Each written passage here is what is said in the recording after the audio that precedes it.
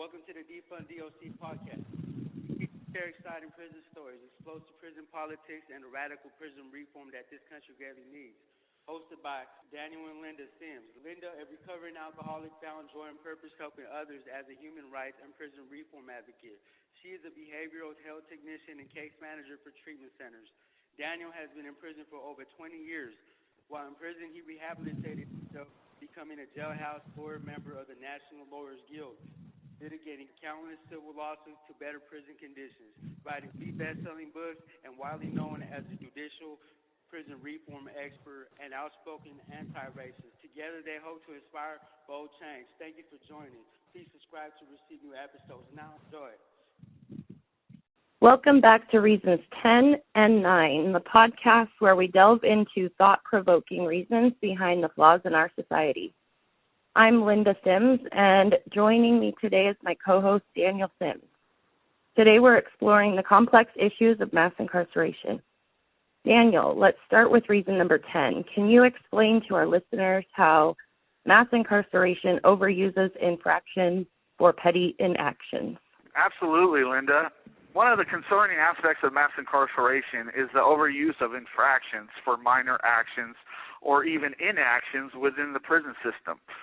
This means that individuals are often punished disproportionately for their offenses, which can range from petty rule violations to major infractions. In essence, our argument is these infractions could be essentially abolished because most of them are legal in society, whether that's tattooing, whether that is mutual fights, which could end up becoming a career in MMA or UFC, or your other job. This practice ultimately perpetuates a cycle of punishment that does not fit the severity of the actions committed. That's an important point, Daniel. It's crucial to consider the fairness and proportionality of the punishments within the criminal justice system. Now let's talk about something you mentioned earlier, diesel therapy and diesel treatment. Can you elaborate on what these terms mean and why they are problematic? Certainly, Linda. Diesel therapy and diesel treatment refer to the practice of constantly moving incarcerated individuals from one prison or facility to another.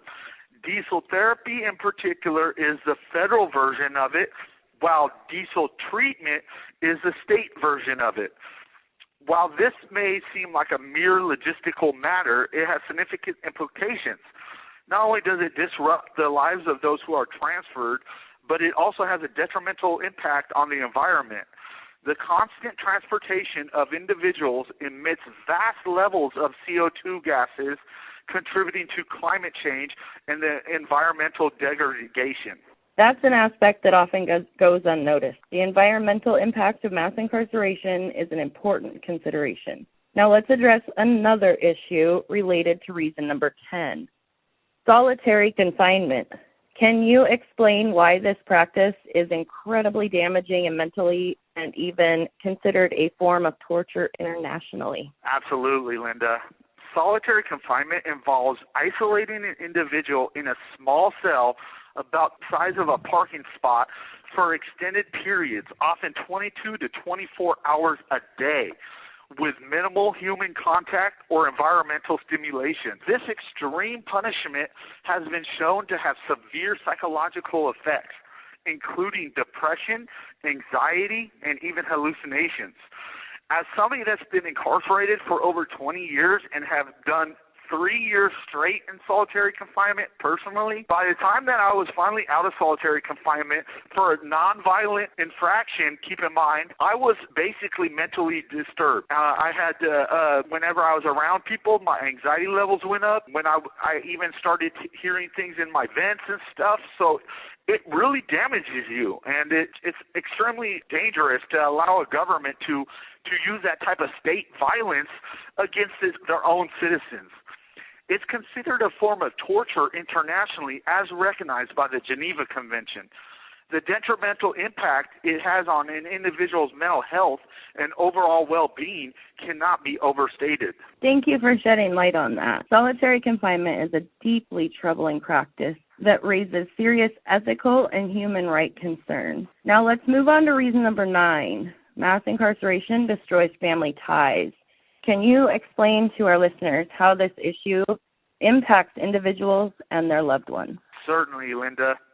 When an individual is incarcerated, their relationships with their families, particularly kids, are profoundly affected. You can imagine how hard it is for people to stay in contact with their family and friends. The phone calls are charged exorbitant amount of money.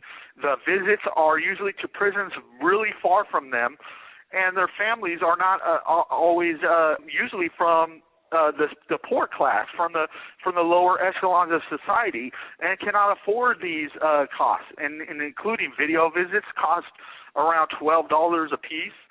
So our argument is that the wives and children should be allowed more access to their loved one inside the prison, like other countries that allow their prisoners to have family support come into the prison and stay with them. Can you imagine a world where you could come live with me for the weekends and potentially come spend a vacation period with me, Linda? That would be amazing. The separation caused by imprisonment strains familial bonds and can hinder the development of healthy relationship. Children of incarcerated parents often face emotional and psychological challenges as they may experience stigma, feelings of abandonment, and difficulty coping with their parents' absence. That's such a heartbreaking reality. The impact of children and families cannot be underestimated. How does this absence of a parent due to incarceration affect these children in the long run? This is actually one of the reasons that we've already named about the innocence of children. So I don't want to go too much into that reason right now, but in essence, anyone can deduce the detrimental impacts that it has on children. I mean, let me just briefly touch on, because we all know the children are innocent. So let me touch on that just briefly. But obviously, we're going to go over that again in our further reasons. I believe that number 4. But let me go over that here. The absence of a parent due to incarceration can have long-lasting effects on a child's well-being and future prospects. It often leads to emotional and behavioral challenges, academic difficulties, and limited access to the support systems that are crucial for their development. Maintaining strong family ties is essential for rehabilitation and successful reintegration into society. In essence, the prison system that we have today is by design created to make people come back to prison. Whether consciously or unconsciously, keeping families separated and destroyed creates the prisoners to go essentially back to their old ways of living. But if you keep the families intact, let the wives and the children come into the prisons and spend time, a meaningful time, with their loved one, these will successfully reintegrate our loved ones back into society. Breaking these connections perpetuates a cycle of harm and prevents individuals from accessing the support they need to rebuild their lives. That's a powerful point. Mass incarceration not only affects the individuals directly involved, but also has far-reaching consequences for their families. Did you have anything else you wanted to add to reasons 9 and 10? Thank you, Linda, for adding that. I mainly wanted to touch base with you regarding our need to get more attention to our podcast. How are you doing currently in our struggle to bring more attention to this powerful reform movement that we're trying to start? I have been sharing on social media platforms. TikTok, and so you've been doing TikTok videos and Facebook ads and stuff. So how yes. Are we needing people to share these things and potentially subscribe to the podcast? Is that something that we should start asking people to share with their family and friends? Because we really need eyeballs, folks. We really need people to start subscribing, because it's kind of a big deal to put ourselves out there for our people, for the American people, to find reform. And we're really struggling to get subscribers and getting people on there. So if you could share this with your family and friends, I'm sure that Linda would be very much appreciative, because I know I would. How would you feel about that, Linda? Absolutely. We definitely need to get this shared out there. Yeah, absolutely. And not only that, ladies and gentlemen, as you can imagine, the name Defund DOC is not quite popular with a large segment of population. And I would like Linda to touch on the subject of the hate that you've been receiving on trying to reform this system. Could you give us some examples of the hate that you've been experiencing, Linda? Yes. All right. So some of the hate that we've received, I had posted about the first podcast being published and that it was available on the website. Some of the comments received, and I'm going to say most of the comments received, I had a few people that were kind of standing up for what we're doing. I'm going to read a couple of them here. So some of the people are saying to bring back harder labor in prison, bring back the chain gangs, bring back mandatory minimum sentences for violence and organized crime. Okay, well, I would really like to address that subject right now. So this is something that me and you have both been very passionate about, ending prison slavery. People like to use euphemisms about this, but today we're actually in an era of the largest slavery system in the history of the world. And that includes a slavery system that was intact in the 1800s. So currently, everybody that's against prison reform today are essentially the same people that were against ending slavery back in the 1800s. And similarly, the people that are against prison slavery are most likely the same type of people that were against desegregation. So from our standpoint, mine and Linda's, and a large majority of people that are in the prison reform movement, is that this is a time of great need for unity. We need prison reform. The reason why they're keeping people broke is because it keeps people to come back to prison. It keeps them impoverished. And when they're impoverished, they go back to their old ways. And that's just a human condition. Anybody that's been alive for many years knows that people get stuck in routine. So when you get out and all you've known is criminal activity, you're going to go back to that same criminal activity. Whether you agree with that or not, that's a fact, because that's why 82% of people get out and come back within 10 years. It's a sad fact, but we can stop it.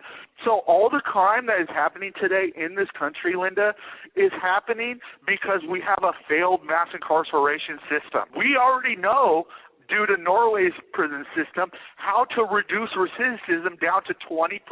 Yet all politicians are stuck on this prison profiteering, cruel, harsh system. But if they actually took a second and actually wanted to end crime, then they would be about prison reform. So I thank you, Linda, for being the front of the battle for this movement. I believe that you are a part of the new Underground Railroad, Linda.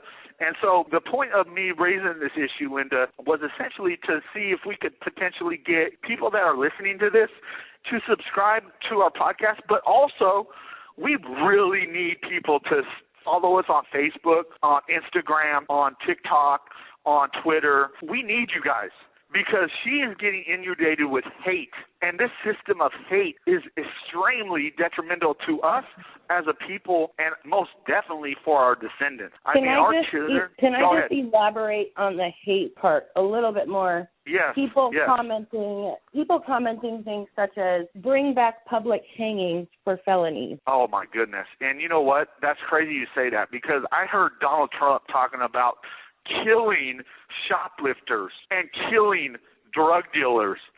This is absurd how far outrageously cruel the conversation is getting out there. I mean, I'm in prison. I'm around the people that Donald Trump is talking about. There are really no bad people in here. There are people that made really bad decisions. I mean, yes, there's sociopaths. I'm not saying that. Those are mental health people that need to be put away for long periods of time. But what I'm talking about is the majority of the prisoners that are in here for drugs, for armed crimes or whatnot. I'm not talking about homicide. I'm just talking about regular folks that made bad decisions. These are the people that are your children. These are the people that are sons and daughters of America. The government is destroying these people, and they're doing it in the guise of governmental power. And we the people, to get together with Linda on social media.